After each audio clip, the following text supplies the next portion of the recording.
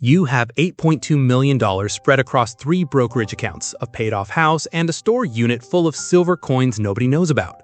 You clean floors at a community college for $16.40 an hour. You are 71 years old. You have no children, no spouse, and no idea who any of it is actually for. 48 years ago, you started as a janitor at the same college, fresh out of the army, needing something steady. Steady turned into a career nobody questioned because nobody thought to. You emptied trash cans in the finance building for 4 decades and never once mentioned that you read every economics textbook left behind in the Lost and Found. In 1981, a professor named Harold Bevins left a stack of old investment newsletters in a recycling bin outside his office. You took them home instead of tossing them. You started with $600, 3 months of saved paychecks, in a mutual fund a bank teller talked you into. You didn't touch it. You didn't check it more than twice a year. You lived the way you'd always lived. 1-bedroom apartment for 11 years, then a small house you paid cash for in 1994 after saving for a decade. You drove the same Buick for 22 years. You brought lunch in the same metal container every single day. The college cafeteria staff used to joke that your sandwich never changed, and neither did you. By 2001, your account had grown past $200,000. You didn't tell anyone.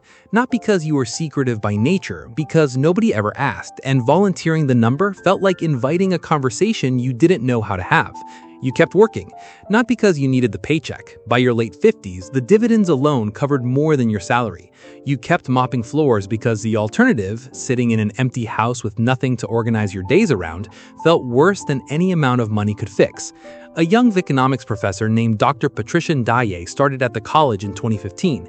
She was the only person who ever really talked to you like a person instead of furniture. She'd stop and ask what you thought about interest rates, half joking. You'd give her a real answer. She never realized how real. Your portfolio crossed $5 million around then. You started buying silver coins with the excess, physical, quiet, something you could hold. You told yourself it was for emergencies. You knew, somewhere underneath that, it was because a number in an account didn't feel like anything, and a coin in your hand did. You never married. A woman named Ruth decades ago wanted to. You said you weren't ready. You were never entirely sure why you said that, and by the time you understood, it might have been fear of losing control over the quiet, ordered life you'd built. She'd already married someone else. Your sister passed 11 years ago. Her kids live out of state and call twice a year.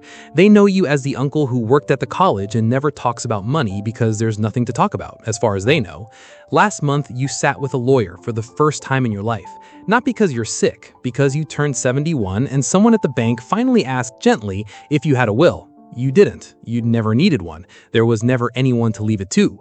You spent 3 hours in that office trying to answer a question you'd successfully avoided for 50 years. Who does this belong to when you're gone?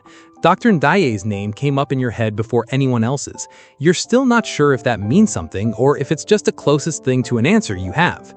You still clean the finance building on Tuesdays. The students walk past you the way students always have, polite, unseeing. One of them left an economics textbook in the hallway last week. You picked it up, flipped through it out of habit, and returned it to Lost and Found instead of taking it home this time.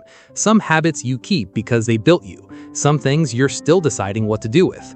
The account keeps growing either way, whether you've figured out the answer or not.